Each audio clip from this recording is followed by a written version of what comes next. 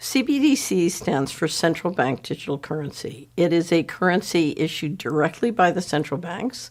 It can be done on a wholesale basis, which is to essentially allow the commercial banks to issue it on a retail basis and do the management of it on retail and then relate back to the central bank, which will be a wholesaler, or it can be done directly by the central bank doing directly a retail CBDC. The challenge with CBDC is it gives the central bankers complete control and the ability to program your money. What it does is it gives them the ability to say what you can use your money for, where you can use your money. It's called programmable money. Some people call it smart contracts. I call it very stupid contracts. But it gives you the ability to issue programmable money and do complete surveillance and control of where and how people use their money. Now, I say that CBDCs are quite dangerous, and they are. However, it's very important to understand that this kind of complete control comes about not through CBDCs, but having an all-digital monetary system. So what we want to stop is an all-digital monetary system because it is possible to do the equivalent of CBDCs on a private basis.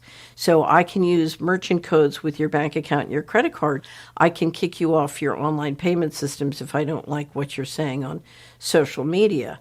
There are many different ways if we go to an all-digital financial system. We have digitized throughout our economy, so our homes are full of digitized equipment that can be identified and surveilled. Our cars are more and more electric. They can be stopped remotely. The thing to understand is if we go to an all-digital transaction system, financial transaction system, with a digital ID, so I can tell you're you and I'm me with great precision, then suddenly all those different digitized items and equipments and systems snap into one complete control grid. And the key to that snapping into the control grid is the digital ID and the all-digital monetary system. Now, let me tell you what that looks like, because we don't have a financial problem. We have a governance problem. If you do it in a system where a secret governance system that is non-transparent and outside of your control, if that gives them the power to basically turn on and shut off your transactions, we're in a coup d'etat world. By creating an all-digital transaction system with a digitized economy and a digital ID, suddenly the central bankers now control fiscal policy. They can determine where you go, when you go. So let's go back to the pandemic.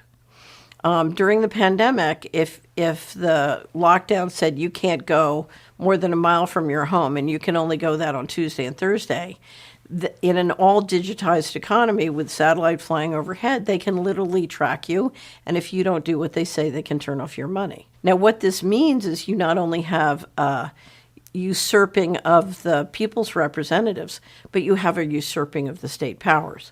So under the Constitution, the powers not delegated to the federal government are the reserved to the states.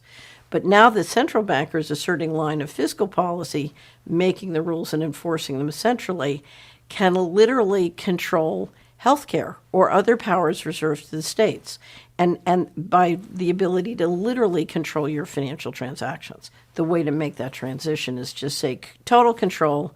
If you don't eat cricket flour and synthetic meat made in a lab, we'll turn off your money. Use cash, encourage the local businesses to use cash, encourage your local banks to support cash. You can always use cash, and you can use checks. Keep the cash and check systems going.